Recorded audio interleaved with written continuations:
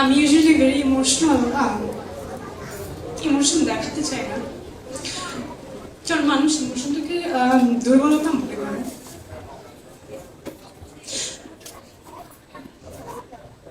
But আজকে এখানে সবার মাঝে হয়তো আমি সবচেয়ে ইয়াংগেস্ট।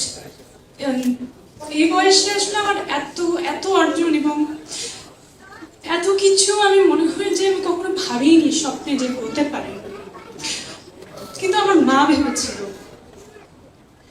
আমার আজকে অভিনয় জীবনের যাত্রা বলি বা গান শেখা সবকিছু, এগুলোর আসলে পেছনে আমার মার অবদান। এটা আমার বাবা না, সম্পূর্ণ আমার মায়ের অবদান। কারণ আমার মা আমার বাবার সাথে যুদ্ধ করে আমাকে নাচের স্কুলে ভর্তি করেছে, গানে দিয়েছে।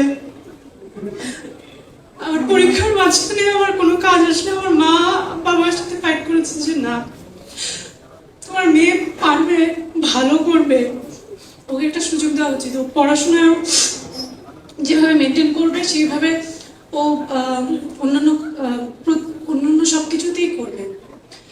তো আমার যখন হোলি ক্রসে চান্স পাই আমি ক্লাস 6-এ, ওটা আমার জন্য মানে অনেক বড় একটা পাওয়া ছিল। তো হোলি ক্রসে ভর্তি হওয়ার পরও আমার, যেহেতু আমাদের ঢাকার বাইরে থাকতাম আমার পোস্টিংয়ের কারণে, আমার মা ফাইট করে আমাকে আর আমার ছোট ভাইকে নিয়ে ঢাকায় চলে এসেছে যে আমি পারবো, তুমি কিছু মনে করো না। অথচ তার আগ পর্যন্ত আমাদের এক গ্লাস পানিও ঢেলে খেতে হয়নি, যেহেতু আমার বাবা সরকারি কর্মকর্তা ছিল। এত এত মানুষজন ছিল কোনো একটা কাজ করার জন্য, ডাক দেওয়ার জন্য। সেই মানুষটা একা একা আমার ভাইকে আর আমাকে নিয়ে ঢাকায় চলে আসে এবং আমার ছোট ভাইকে এমন এমন দিন গেছে যে রেখে আসার কেউ নাই।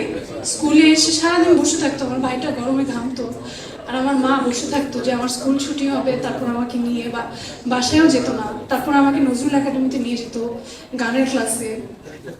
অনেক সময় প্রোগ্রাম থাকতো, রিহার্সেল হতো রাত্রে 8টা 9টা 10টা পর্যন্ত।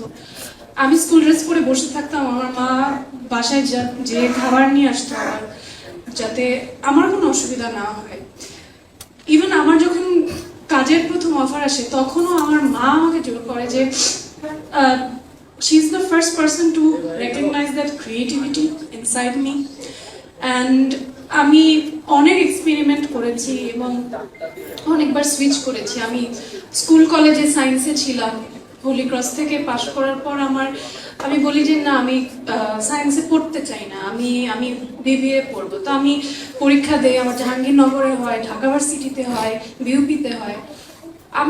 আমি শুধু একবার বলেছি না আমি পড়তে চাই না। আমি ঢাকা ভার্সিটিতে জার্নালিজম পেয়েছিলাম, আমি বলছি আমি পড়বো না। আমার বাবার সাথে ফাইট করে আমার মা আমাকে বিউপিতে ভর্তি করে, কারণ আমার মা সবসময় আমার আগ্রহকে প্রায়োরিটি দিয়েছে এবং আমি কি হতে চাই এটা খুব রেয়ার। আমার মনে হয় যে সন্তানদের ইচ্ছাটাকে মায়েরা প্রায়োরিটি দেওয়াটা, তো আমি সেটা পেয়েছি, আমার ক্ষেত্রে সব সময় পেয়েছি। এবং আমাদের এই প্রফেশনটা এটা খুব কঠিন একটা জায়গা।